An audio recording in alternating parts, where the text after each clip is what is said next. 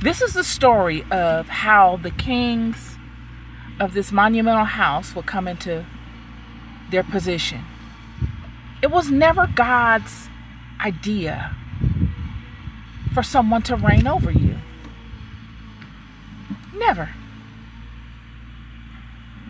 In fact,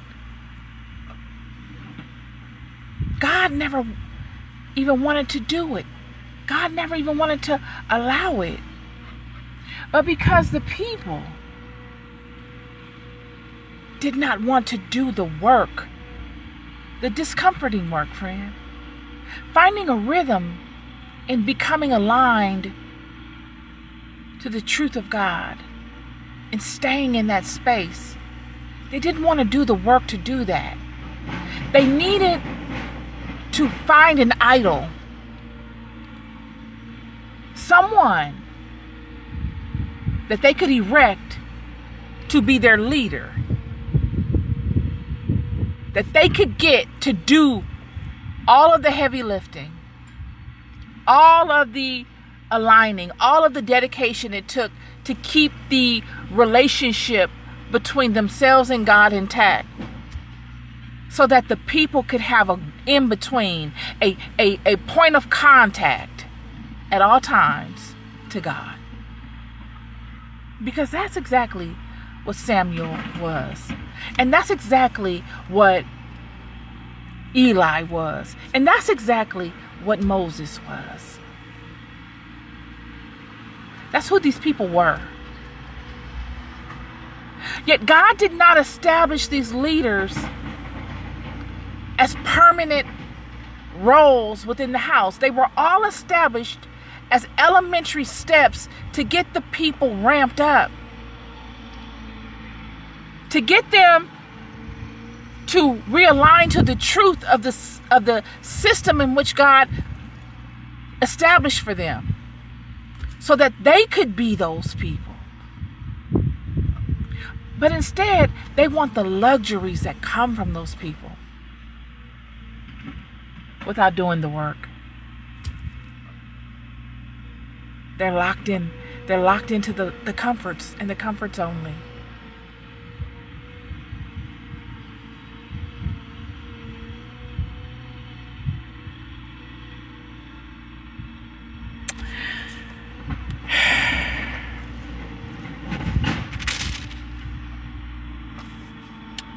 Verse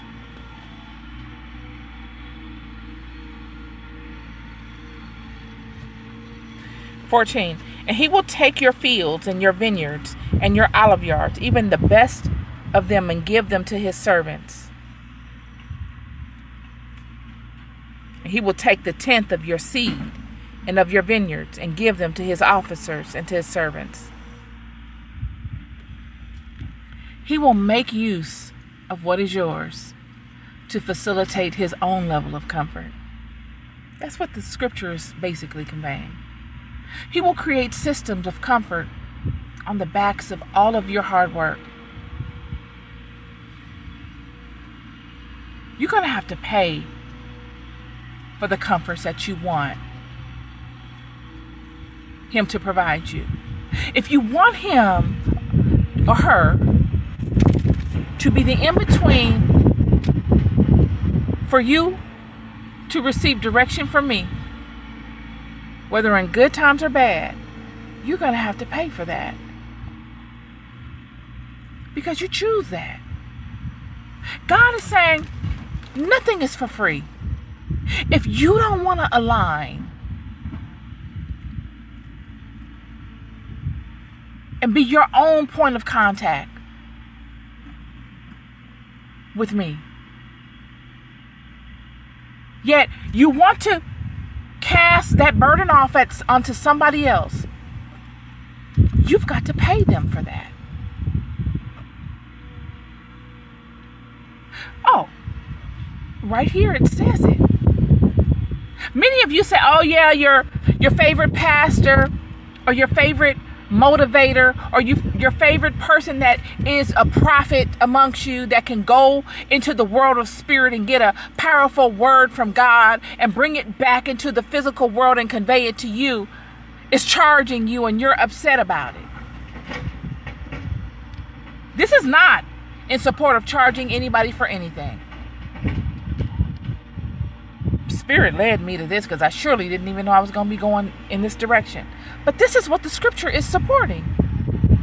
Because it was never for you to have yourself in a situation where you would be needful of anyone. It's a decision that you're making to do such because you want to stay in a space of comfort and a space of denial. How can I say that? Because that person that you elect to be that one that girds themselves appropriately to the laws and the mandates of God and is able to act as an in-between the physical and the spiritual on behalf of you or anybody else must do that. They must live a dedicated type of life in order to be able to keep that type of stasis in place to provide such a quality and pure result. But because you don't want to do that work and you like to barter that out to somebody else, you will have to pay that person for that. I'm going to read it again. And he will take your fields and your vineyards and your olive yards, even the best of them, and give them to his servants. And he will take the 10th of your seed and of your vineyards and give to his officers and to his servants. He's going to take your money, your resources that you will provide him and that he will require of you for the service of being the in-between between you and God. He'll take that money that you give him for that to sustain his own ideas, his own systems, his own level of comfort. And he will take your manservants and your maidservants and your goodliest young men and your asses and put them to his work. He will take the 10th of your sheep, and ye shall be his servants. Friend, what does the scripture mean by ye shall be his servants? You will be indebted. You will be dependent in a way that you were never created to be. You will come each week looking for a word of direction from someone else that is shoulder to shoulder to you, that is no greater than you, but that does things that you don't, that has aligned to purpose and dedication in ways that you haven't. And because of this, you will be dependent upon them for direction, clarity, peace of mind.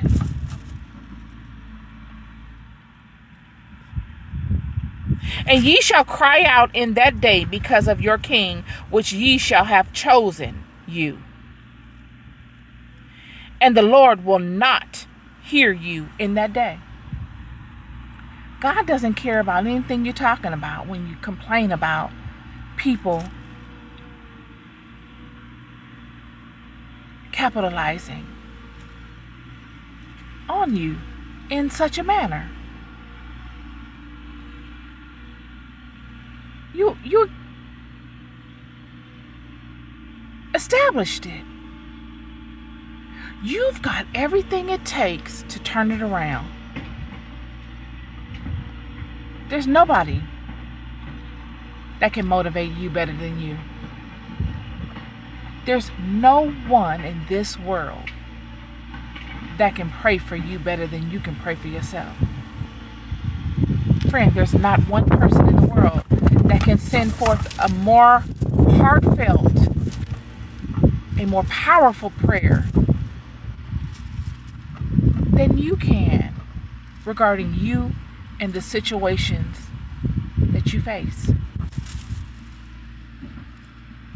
It is your faith in someone else being able to do so that allows for such to happen. You're giving away all of your power. There's not one amongst us that is greater than the other. I don't care what role you ascribe to. There are some that understand particular techniques better than others. There are some that have walked paths longer than others and are more experienced. But if you get in the game and you begin aligning to it and you do the hard work that it takes to align initially, you will become great in that in a way that that person could never become great in. Why? Because your unique sauce will make room for you in a way that that other person's sauce can't. This is what the scripture is conveying.